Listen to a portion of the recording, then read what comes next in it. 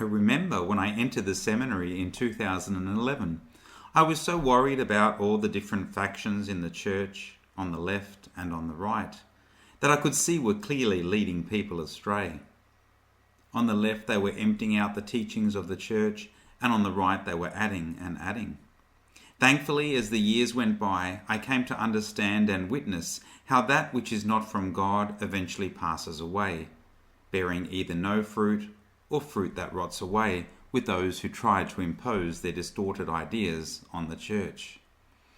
I realize that while God continues to grace with life even the most heinous criminals, despotic dictators, and the worst of sinners, it is ultimately for the salvation of their soul that he gives them time, and not a sign of God giving their disordered or evil ways a stamp of approval.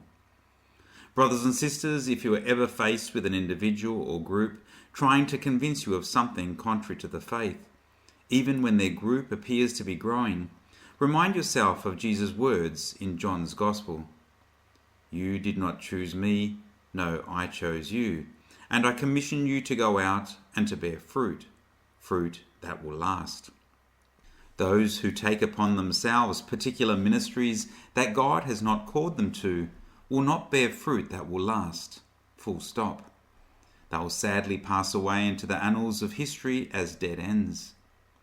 When Jesus said, "You did not choose me, no, I chose you," he reminded us of how important it was for each and every one of us to discern our unique calling from God and not get set in our own desires and plans. Brothers and sisters, in today's solemnity, we are recalling and celebrating the lives and works of St. Peter and St. Paul, two major foundational characters of the Catholic faith, two men who faithfully handed over all of Jesus' teachings without adding or subtracting from them, and it is for this reason alone that we're celebrating their lives 2,000 years later.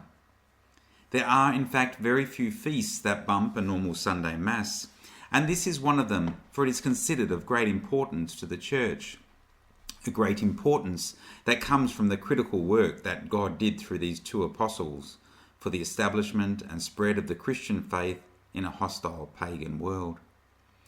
Brothers and sisters, I stress again, Jesus chose them. They did not choose themselves. This is a very important reminder for all of us, Christ's disciples. If we're ever inclined to do something for God and the Church, we must ask ourselves, has God chosen us to do this work? For if he hasn't, we could end up being like those on the left and the right, taking away and adding according to our own whims.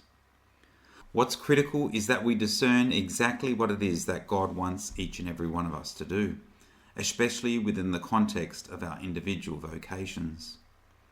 Peter and Paul were called to do great things and so were given the commensurate grace. We see this in the first two readings, how God saved them from so many perils.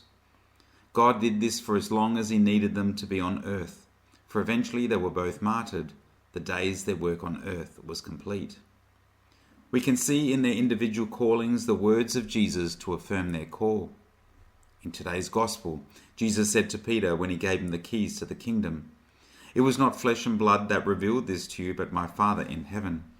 So I now say to you, you are Peter, and on this rock I'll build my church." It was God who chose Peter to be the first pope, not Simon seeking the position off his own back. To Paul, who was struck down outside of Damascus, Jesus said, "Saul, Saul, why are you persecuting me? I am Jesus whom you are persecuting. Get up and go into the city, and you'll be told what you are to do." Like Peter, Paul was given explicit instructions because their mission was great and of such importance for the spread of the Christian faith. But with that great responsibility came a commensurate amount of suffering, a sure sign that their work was from God. Jesus had forewarned the apostles in the same part of John's Gospel when he went on to say, "If you belong to the world would love you as its own. But because you do not belong to the world, because my choice of you has drawn you out of the world, that is why the world hates you." Brothers and sisters, how many false teachers today on the left of the Church are loved by the world as they continue to undermine the Church's moral teaching.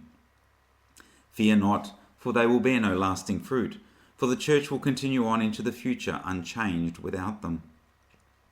No, if we faithfully follow and proclaim the truth as Peter and Paul did, there'll be much to suffer.